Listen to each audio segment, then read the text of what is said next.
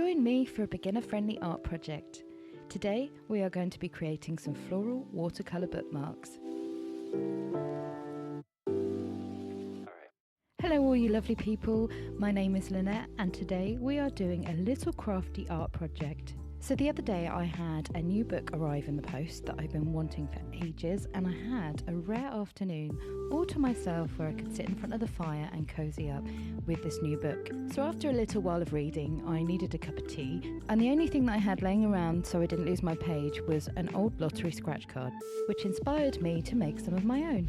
Because I wanted to paint my bookmarks, I cut out my template with 300 GSMs of cold pressed watercolour paper. I found some templates online and I used my Cricut to cut out my shapes. However, if you don't have a Cricut, then you could print out the templates yourself, draw around them and cut them out with either scissors or a craft knife, or just draw out a rectangle shape and use a hole punch to make the hole in the top. Or if you don't want to do that, you can actually buy blank watercolour bookmarks online, and I think I've definitely seen some on Amazon. I'm going to do a few different techniques today. First one, I am doing a wet on wet technique where I'm laying some water down first and then I'm going to add a wash of paint. So for this first one we are going to create a wash of colour first and let that dry, and then on top of that we're going to go over with a fine liner and create some really pretty floral designs on top. You can use any colour combination that you want to. For this one I went for purple and pinks because I think they look really pretty together and I wanted to do something quite bright and cheerful. And now I've done that, I'm just going to let that dry and move on to the next one. So for this next one I am doing a wet onto dry technique, and again just picking any colours that I think will go nicely together and just working the paint around the bookmark, not overthinking it, just slapping that paint down and just pushing that paint around wherever I think it should go, and then adding a few paint splatters, which should create a whimsical, dreamy kind of design. The great thing is about these is that anybody can do them. You do not need any experience in watercolour painting whatsoever, because basically with the painting all we're doing is adding splotches of colour all over the blank bookmark. And then in certain places I'm making sure that I have two different colours blending in with each other, because once that dries it will look really nice. And some more splashes of paint, and then when I'm picking it up I'm just moving it around a little bit just to make sure we get some more colour blend. And then I'm going to put that aside and let that dry before we continue to work on it. So for the next bookmark I'm doing the same technique again, but I'm mixing up some really pretty purpley pinky colours and just doing exactly the same as what I just did with the bluey one. Not overthinking it, just adding splotches of paint wherever I think it needs to go and making sure that these two colours do touch so that they blend nicely into each other. And just because I think it looks really whimsical and cute, I'm doing some more paint splatters. And so for this next bookmark, I think this is the last one that I actually do on camera. Using some washi tape, I am masking off the edges of the bookmark to then create some nice clean edges when we lay down some paint. So for the other bookmarks I went quite bright and cheerful, but this time I'm going to go for something a little bit more elegant, and I'm using this beautiful shadow violet from Daniel Smith's. I use it quite a lot and a little bit obsessed, I have to say. And I wanted to create a floral pattern that covers the whole of the bookmark. I have no idea what kind of flower I'm trying to create here, but they are really simple to do. So to make these petal shapes I'm dabbing my rounded paintbrush into the paint, and then starting with the tip of the paintbrush I'm dragging the belly of the brush across the paper. I also use exactly the same technique when I'm creating leaf shapes. And you've probably noticed that some of the flowers have 4 petals, some have 5. I think it just looks better if they're not all uniform and they're all a little bit different. So for the blank spaces I'm going to be adding some leaves and foliage, and I'm using some Paynes grey because it sets off lovely against this shadow violet colour.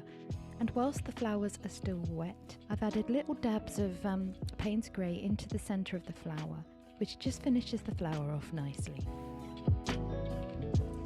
Now that the paint on the bookmarks are dry, it's time to finish decorating them. For this one I wanted to add a little quote. It's quite cliche, but I thought it was cute, and with the book that I'm currently reading, I definitely feel this way. I didn't want to put it down, so I put in the quote of just one more chapter. And in an attempt to make my handwriting look a little bit better, I am using Vogue calligraphy, which for those of you who are watching who don't know what that is, it's basically a technique of imitating the look of calligraphy, and you can create this effect by adding an additional stroke to the downward strokes of each letter. Now the quote is done, it's time to add some florals and some leaves, and I'm doing these doodle style daisies with my 0.1 fineliner pen. So to draw these doodle style daisies, I made an irregular imperfect circle for the centre of the flower first, and then the next step is the petals, again imperfect and irregular shaped petals. Some of the ends will be rounded, some slightly squared off a little bit, and then some slightly pointed. And because this looks a little bit dreamy, I've added some little twinkle kind of diamond shapes and some dots. So with this bookmark almost complete, I wanted to add a little bit of jute twine through the hole at the top. And I think it just helps give the bookmark a little bit extra and finishes it off nicely. And before I forget to mention, I have listed in the description below all the materials that I have used in today's video.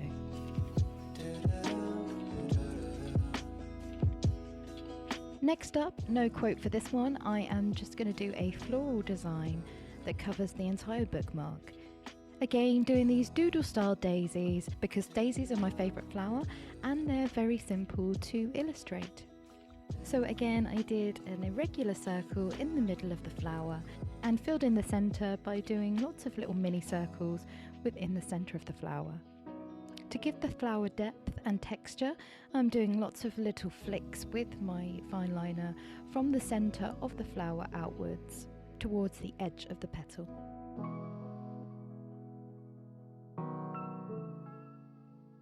And making sure I add lots of those flicky lines to the petals that appear to be underneath other petals to create a little bit of shading and some depth.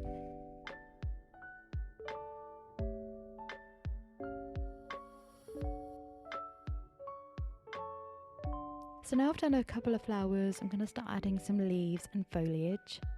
I know that these aren't probably the leaves that you get for daisies, but I'm just doing a basic leaf shape, and again, like I did with the petal, to add a little bit of texture, I'm just adding those quick flicky lines to add veins to the leaf. I wanted to add a little bud and another daisy, but sort of from a side angle point of view.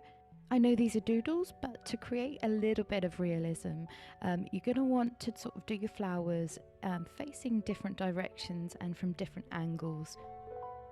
So I really love how these have turned out, and I hope you give this fun little project a try. It's a really good exercise for developing your drawing skills, and it's also fun to do without having to worry about creating a masterpiece.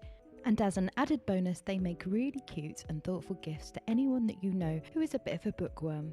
I enjoyed this so much so that I ended up going a little bit crazy and made some with branches, and I did one with a solid background that then I used a Posca paint pen to draw these leafy designs on top of this gorgeous purple background that I'm really obsessed with, and that's the one I have chosen for my own book. Which means I can finally throw away my previously rather unfetching lottery ticket scratch card in the bin and use my new one.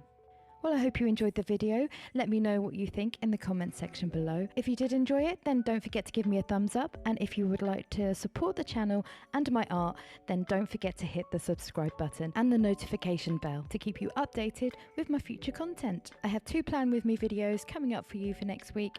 One beginner friendly and one for my own journal that I hope is going to be a little bit special, which you don't want to miss out on. Anyway, thanks a lot and take care.